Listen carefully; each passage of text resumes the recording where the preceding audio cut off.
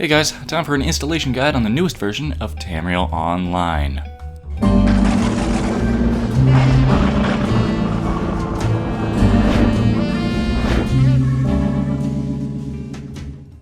Alright guys, so let's get straight into it. Open up the link in the description and then get to the requirements section of Tamriel Online and make sure that you have all of the available. This is pretty important, so make sure that you have it.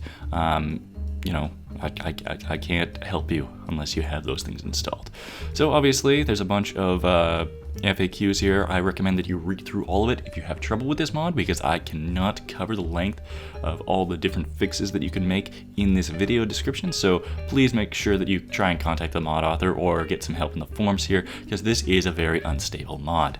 Alrighty, now that we're in the file section, make sure that you download the client version. Regardless of whether or not you're hosting or you're just trying to connect to a server, everybody needs the client version. However, the server version is only for people who are hosting servers on their personal computer, so, keep that in mind for this installation guide. You don't need the server version if you're just trying to connect to somebody else's server.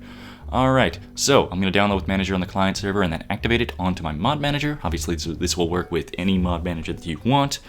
And we will wait slowly for the Tamriel Online server function to finally finish downloading. And we will wait and wait and wait. Alright, now that this file is downloaded, I'm going to quickly drag it onto the desktop just so that it's a little bit more manageable for me.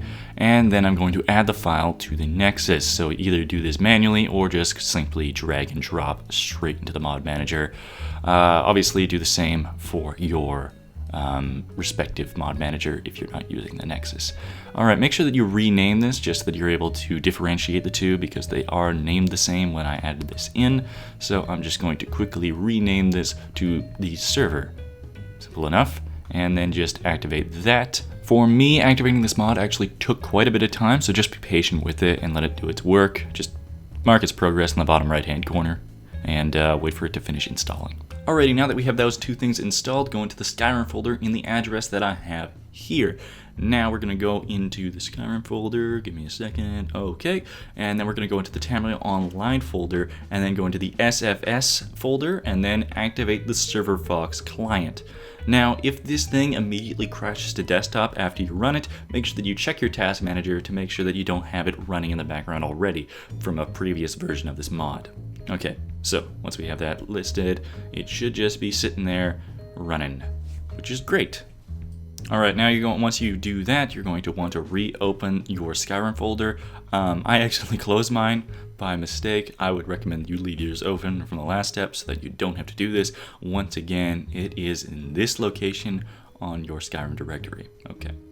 Now we're going to go into the Tamriel Online INI, which is right about there. Okay. Alright, open it with the text editor of your choice, and then quickly edit the IP address to whatever the IP address that you are connecting to. If you're hosting, then you can just simply leave it as is, but if you're trying to connect to somebody who is hosting a server, then you're going to need to change the IP address to whatever they have port forwarded or whatever they're hosting via Hamachi. Obviously, there's a list of a bunch of keystrokes here. You can use these to change any and all of the activation files. So by default, pressing the minus key activates Tamriel Online. So if you want it to be the home key, then simply scroll down, find the home key, and then replace it with that. Alright, once you're finished up with that, click Control S or just go into File Save and then close it. Once we have that done, make sure that you run loot.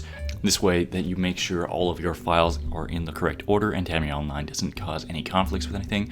Make sure you're launching with XKSE, and if you have everybody who is joining a modded game with you, then make sure that you send them a mod list so that you don't have compatibility issues. So, as I can see here, I have a nice list here. I'll just email that to whoever I want to join the server, and then everybody will be fine. Anyways, I hope you all have enjoyed watching this episode. Please like and subscribe, and don't forget to comment down below if you're having any trouble with the installation guide. I will do my best to help. Thank you, and have an excellent day.